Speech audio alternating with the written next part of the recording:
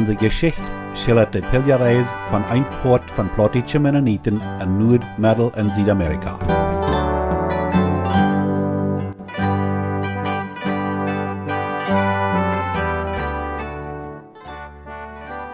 Ditmal kommen wir mit unserer Geschichte Nummer 98.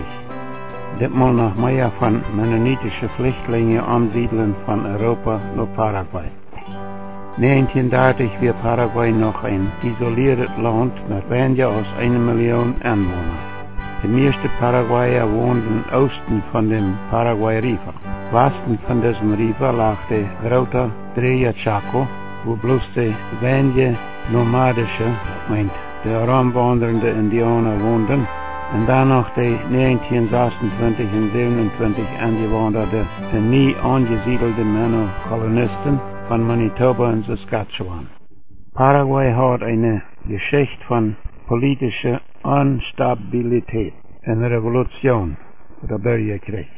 Das Land am Schlotene landlocked Paraguay, ungefähr so groß als Kalifornien, das wir fraulos ein armes Land. Ori O. Miller von MCC vergleicht das Land Paraguay ihre nationale Produktion in den 1930er Jahren mit dem von Lancaster County in Pennsylvania. Die paraguayische Regierung hat angeboten, die pennilose Flüchtlinge mit ihren Ole und körperlich und geistig gebrechlichen Menschen taub in ihrem Land aufzunehmen. Die vom MCC ernannte Kommission möchte den Kontrast oder den abfallenden Unterschied zwischen dieser open-eng Einladung und der strengere kanadische Einwanderungsregeln oder Policies.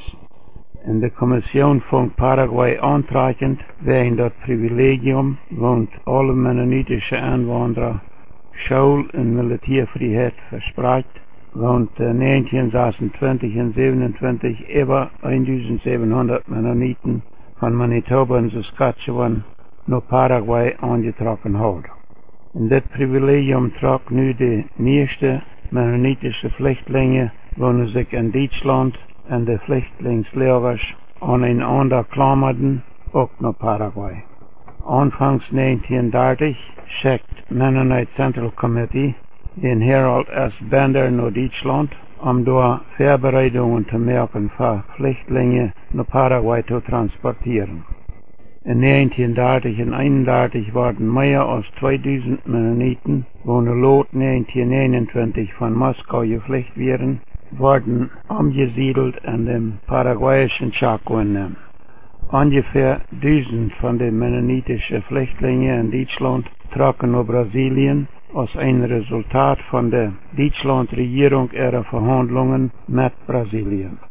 In Kanada, deren ganz Taumjuk für Einwanderer, kämen noch ungefähr 1000 mennonitische Flüchtlinge nach Kanada. Noch keinmal vorher hat MCC so eine massive Umsiedlung angenommen oder auch mal überlegt.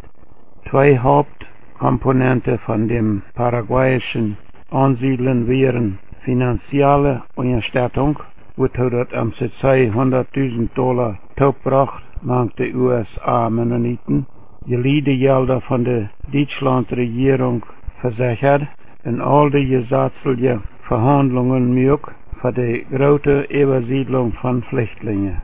Die Flüchtlinge segelten von Hohenstädter in Deutschland nach Buenos Aires, Brasilien und fuhren von dort wieder mit Riverboats Bad Asunción in Puerto Casado und fuhren von dort dann mit Pferd oder Ossen in Wägens, Bad dort in den Chaco hinein, wo sie ansiedelten.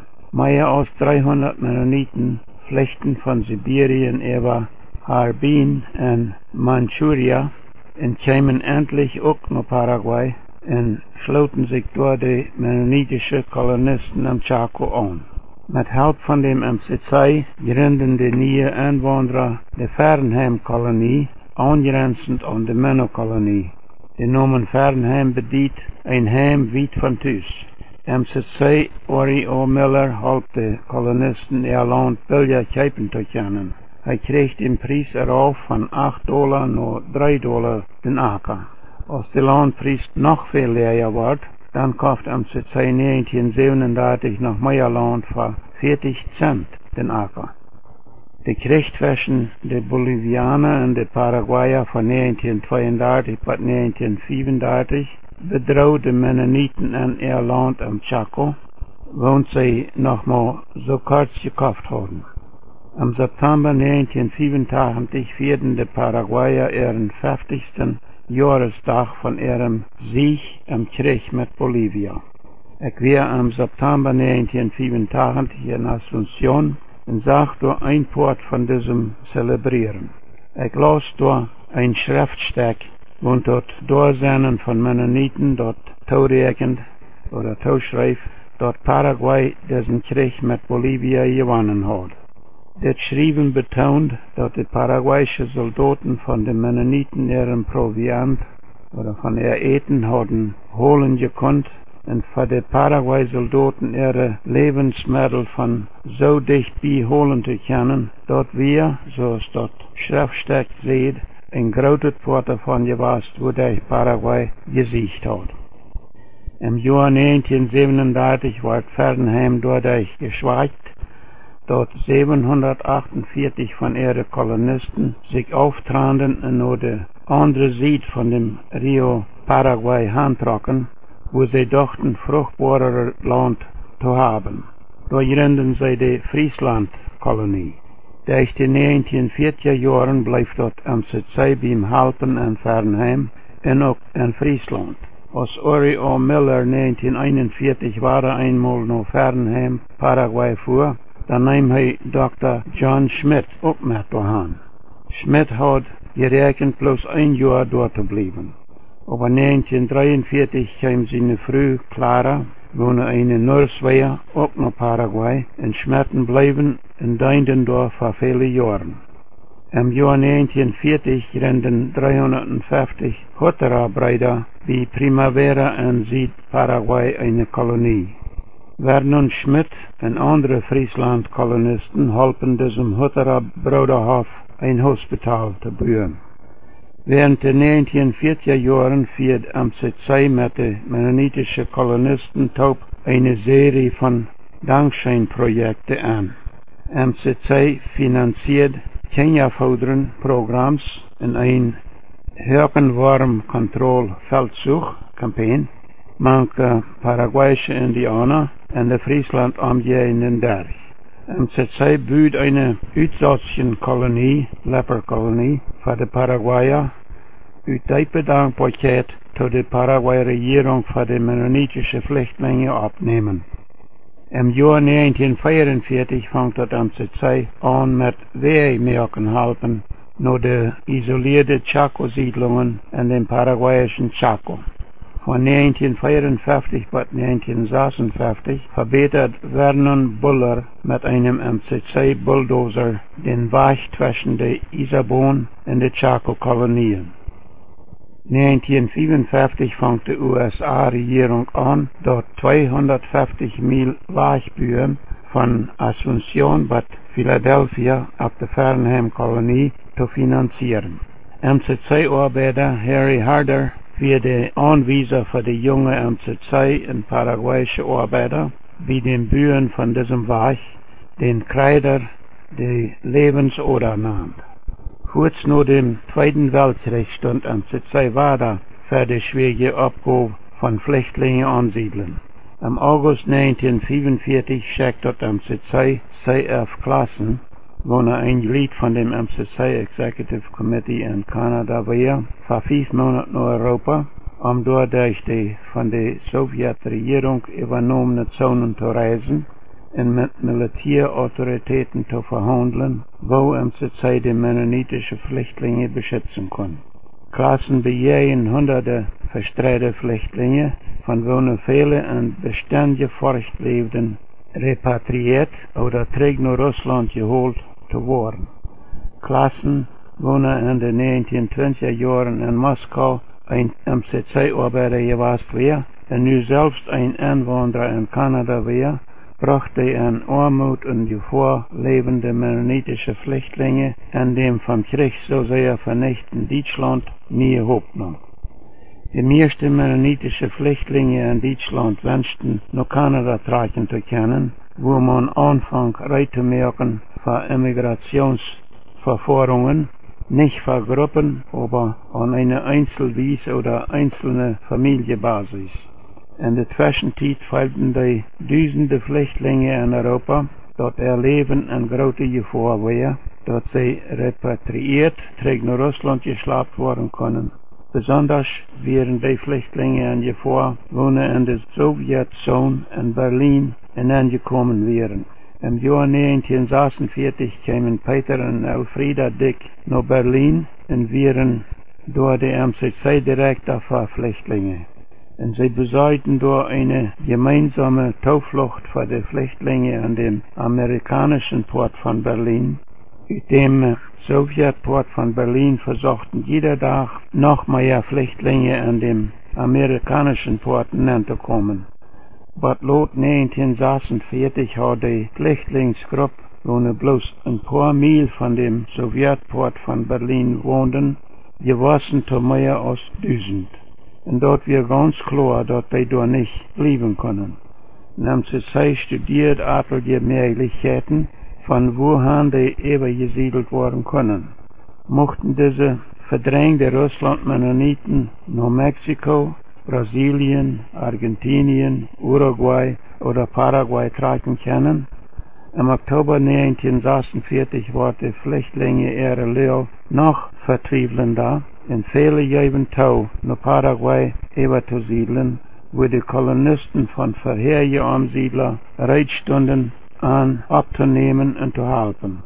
Die Flüchtlinge fehlten enttäuscht, dass sie nicht nach Kanada umsiedeln durften, aber sie freuten sich dort, dass sie würden können eine neue Heimat gründen und eine sichere und stabile Gemeinschaft. Als sie Reitmücken nach Südamerika zu tragen, dann standen noch Steine, Stumbling-Blocks am Stich, dort russische Flüchtlinge qualifiziert halten für finanzielle Unterstützung von dem Interregierungskomitee für Flüchtlinge. Dort mussten sie holländische Herkunft feststellen oder bewiesen können. Amerikanische und europäische Historiker beweisen das, in die Agentschaft verspricht $160.000 Hilfe für Flüchtlinge transportieren nach Paraguay. Dort MCC koordiniert dort Umsiedlungsbemühungen in Kooperation mit der USA-Regierung ihre Überseebeamte. Vorbereitungen brachten dort mit sich, dort Visas verschafft worden mussten, dort Familie Wadertrafen angelegt worden und dort ein Kriterium bestimmt wird, von wer mitkommen kann und wer zurückbleiben muss und so weiter. Jahren später erinnert MCC-Leiter William T. Snyder sich daran, dass George L. Warren, einen US-Auslandministerium-Officer, angerufen hat, wo mit den Mennoniten an ihrem Bemühen mitgefeilt hat, und am der sicherliche Nachricht mitgeteilt, dass das erste Schiff, das Mennoniten führt, von Bremerhaven, Deutschland, aufgefahren wäre. Und dort Warren am so geantwortet hat. Sie haben getan, was keiner von den Agenten haben tun gekonnt. Jene Menschen hatten die Nerven, ein Risiko, einen Risk zu nehmen. Und sie wären wahrlich Geld aufs Spiel zu setzen, jene Menschen überzusiedeln. Die Flüchtlinge fuhren die erste von Holland und dann von Deutschland ein Feierschiff auf. Erst 2303 mit der Volendam, wohnen in Buenos Aires am Februar 1947 ankamen, und dann folgten die General Heinzelmann, der Charlton Monarch, und dann noch einmal war der Volendam. Am Ende von 1948 wären meist 5000 neue Siedler in Paraguay angelangt. Und diese neuen Einwanderer formierten dort zwei neue Kolonien. Die Kolonie Volendam in Ostparaguay und die Kolonie Neuland am Chaco. MCC ernannt erfahrene Administrator, C.A.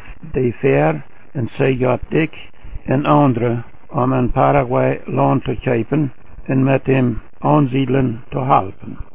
En ook om welche Verbindungen maken tussen kolonieleiders en Noord-Amerikanische Organisationen.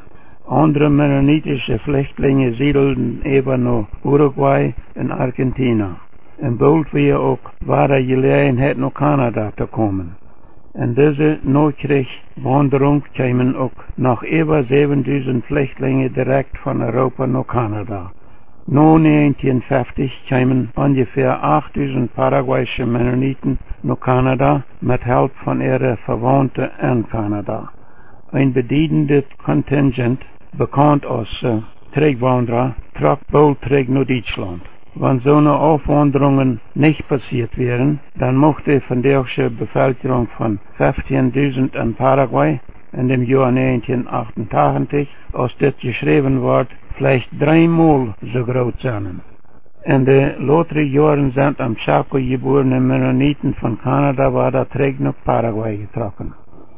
Bad 1951 hat zur Zeit in 2 Jahrzehnten ungefähr $2 Millionen gespendet in Paraguay. Das Flüchtlinge-Übersiedlungsprogramm wird zum Ende gekommen. Und als die Chaco-Wirtschaftslehre oder die Ökonomie sich verbessert, dann fängt zur Zeit an, weniger Geld zu spenden in Paraguay.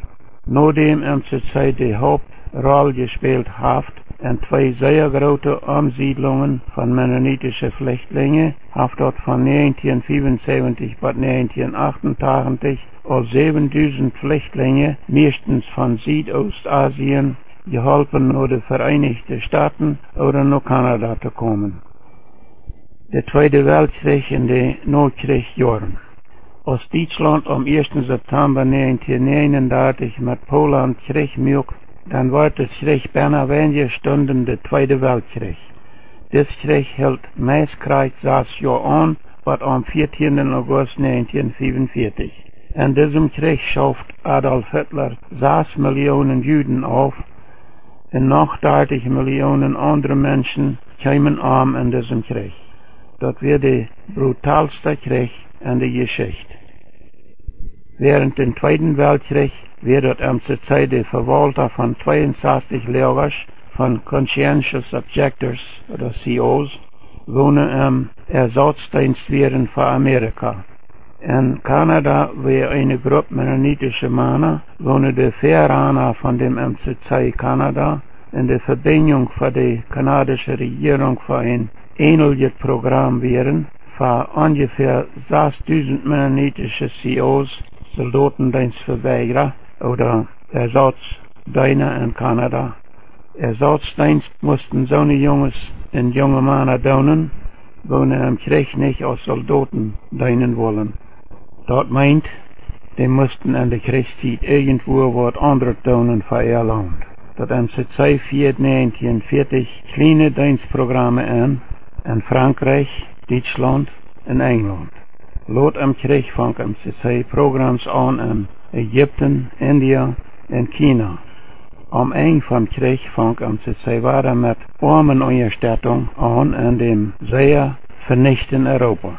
Dort birgt der MCC Experience, Hungry, Thirsty and Stranger, ist geeignet für ein Studium für den Einzelnen und auch für Gruppen, und was dort MCC ist und tut.